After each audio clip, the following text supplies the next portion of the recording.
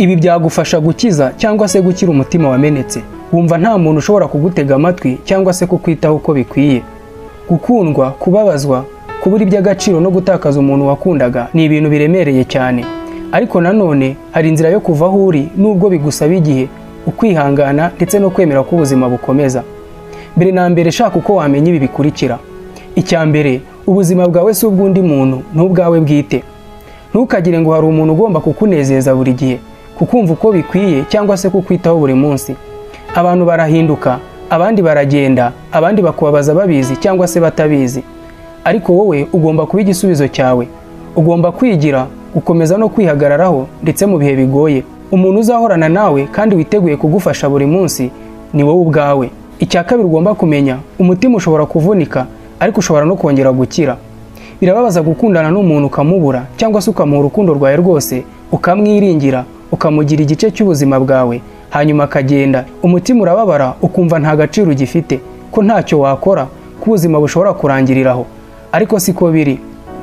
Nubwo umutima ushobora kuvunika ariko urakira. Ukira buhoro buhoro.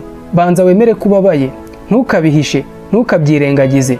Vuga, andika, jya ahantu hatuje, tegereza, uruhuke. Imana ubwayo igira uburyo ikizamwo umutima uremereye iyo uwushyize imbere yayo. Ikindi cya gatatu, wibuke impamvu ubaho. Ntukibagirwe inzozi zawe, intego zawe, ibyo washakaga kugeraho mbere y'uko uwo muntu aza mu buzima bwawe. Uracyafite inzozi, uracyafite ejo hazaza. Uwo muntu yaragiye ariko ubuzima bwawe ntibwigeze buhagarara. Hari byinshi bigutegereje. Ibitekerezo byawe ntibigomba gupfukiranwa n'umubabaro.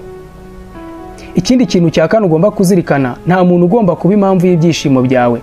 Gerageza kwishimira ibiri imbere yawe. Subira mu bintu wakundaga gukora mbere. Tangira imishinga mishya. Sura inshuti, jya muri siporo, wiga ikintu gishya. Soma igitabo. Ihindure. Imana yaremye abantu bose kandi bafite ubushobozi bwo kubaho neza, nubwo baba batameze neza cyangwa se bababaye mu mitima. Ikindi cya gatanu ugomba kuzirikana, urukundo rutari urwawe ntirugomba kukurimbura. Ntukemere kwiyibagirwa ngo nuko wakundaga. Niba warakunze umuntu ukamwemera mu buryo bwose ariko wakagusiga, nuko atari wowe. Urukundo rw'ukuri ntirugenda, ruguhagararaho, rukagukomeza. Niba warahaye umuntu byose ariko wagahitamo kugenda, si wowe kibazo. Ukoresha ubwo bubabare bwawe kugira ngo ubyare imbaraga zo kubaka ubuzima bwawe bushya. Ikindi cya gatandatu, igihe ni umuti. Ntugire isoni zo kubabara, ntugire isoni zo kurira, kwishyira hamwe ndetse no gusaba ubufasha. Niba ukeneye umuntu uvugisha, ushobora kuganira n'umujyanama, inshuti yawe cyangwa se umuntu wizeye. Gufungura umutima ntibisuzuguritse, ni intambwe ikomeye yo gukira. Ikindi kintu cya karindwi, umutima ushobora kuvunika ariko ntiwagusiga upfuye.